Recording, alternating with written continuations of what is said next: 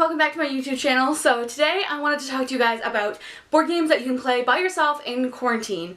I know a lot of good games that are 1, 2, however many players, meaning that you can play them by yourself if you want. So these are games for if you love board games, but you're all alone during quarantine and you're sick of making puzzles and playing solitaire.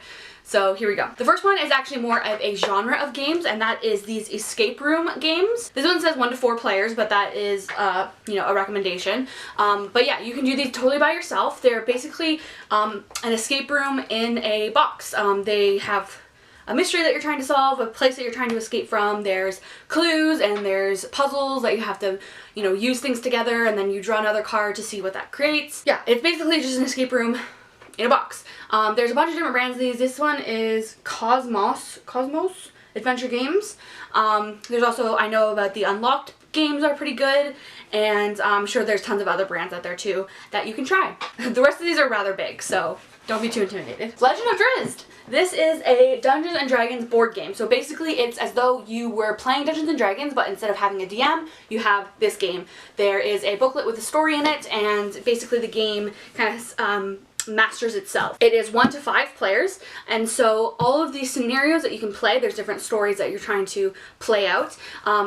I think all of them are minimum, like you can play with just one. I know some of them are specifically only just one person, and then some of them you can just choose to play with only one person. But yeah, so if you've been missing D&D, I know you can play online with your friends, but if you've been missing it, this is a good chance to kind of flex your combat muscles. Next game is Terraforming Mars. Now this is a heckin' complicated game, so if you're not into complicated board games, I don't recommend this one.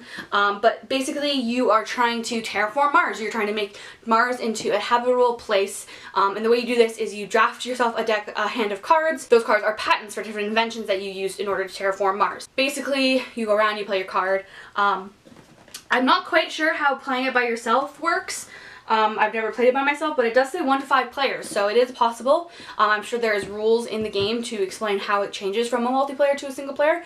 I would guess that there's probably a time limit on the number of rounds you're allowed to take to get to a certain point, or something like that to increase the challenge when there's no other players to compete against. Next one is Arkham Horror. This is an excellent game, another complicated one, but it's excellent. In this game, you are in a Lovecraftian universe, and you are trying to stop an elder god, from awakening. And the way you do that is by closing portals to other dimensions, which through are coming monsters from other dimensions. It's kind of an investigatory game, it's kind of a combat game.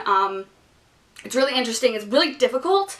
The winning curve on this one is very low, but it is, again, 1 to 8 players, so you can play it by yourself. I'm pretty sure you will play multiple characters as one person, but it is possible to play it by yourself. The next one is Sherlock Holmes Consulting Detective. Now this is a pretty straightforward board game in that it's barely a board game.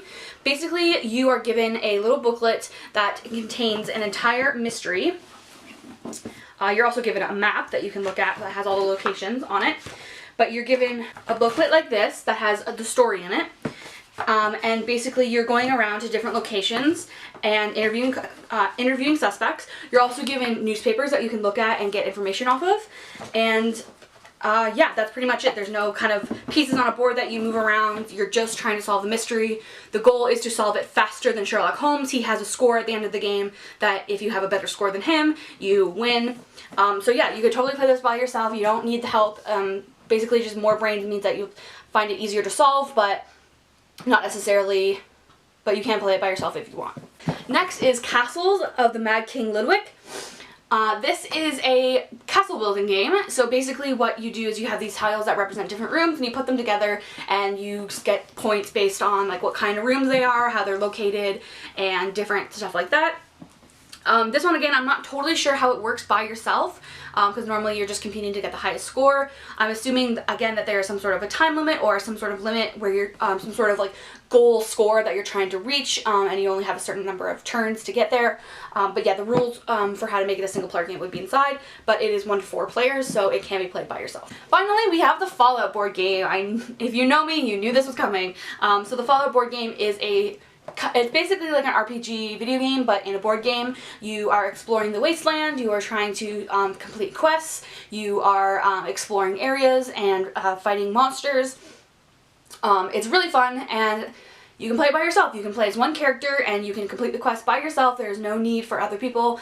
Basically, having other people just makes it a bit more competitive, but you can play it by yourself and experience the story all by yourself.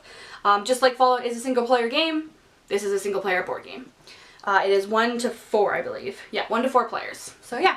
And that is all the board games that I own that are single player. Let me know in the comments if you guys have games that you've been playing during quarantine, or if you've been using Tabletop Simulator to play online with your friends, or like what ways have you been keeping up with your board game hobby during the quarantine is what I want to know. So leave those answers in the comments down below. I'll be down there answering and talking to people. I love talking about board games, so yeah.